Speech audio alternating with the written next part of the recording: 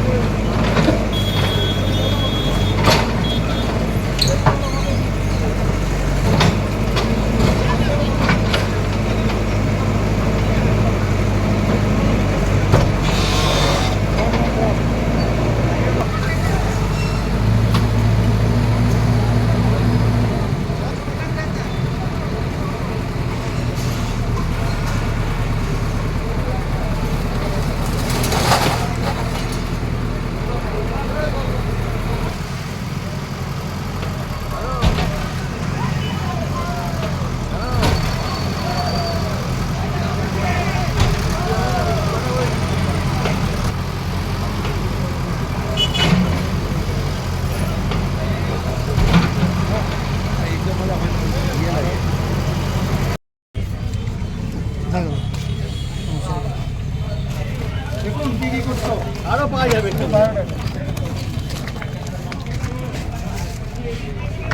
আরো পাওয়া যাবে। কম দুর্নীতি করেনি, এইটুকু তো হবে না। কম দুর্নীতি করেনি, এইটুকু তো হবে না। ব্লক অফিস আজকে ভাঙা হচ্ছে, কি বলবেন? বলে দেওয়া হয়েছে অবৈধ বালি, অবৈধ কয়লা, অবৈধ লোহা, অবৈধ টোল ট্যাক্স, অবৈধ কাঠ বানিয়ে বন্ধ হবে। যারা অন্যায় তাদের শাস্তি হবে। জেলে যাত্রা শুরু করেছে। কোনো রকম কোনো অবৈধ জায়গাতে নির্মাণ সেটা পার্টি বরদাস্ত করবে না, সরকার বরদাস্ত করবে না। কারণ ওই জায়গাতে অনেকভাবে সরকারি যা ক্ষতি হচ্ছে, ক্ষতিগ্রস্ত হচ্ছে। কিছু মুষ্টিমেয় মানুষ তৃণমূলের, তারা গুন্ডামি করেছেন, তারা অফিস বানিয়েছেন, তারা সিন্ডিকেট চালাচ্ছেন। সেই সিন্ডিকেট থেকে পরে দুর্গাপুরে অশান্তি ছড়ানো হচ্ছে। এই সমস্ত অবৈধ নির্মাণ করে ভেঙে ফেলে দেওয়া হবে। যা করছে ডিস্ট্রিক্ট করছে, আমি এক কিছু সহমত আছি। ভেঙে দেওয়া উচিত ছিল, দেরি হয়ে গেছে, ঠিক কাজ করেছে।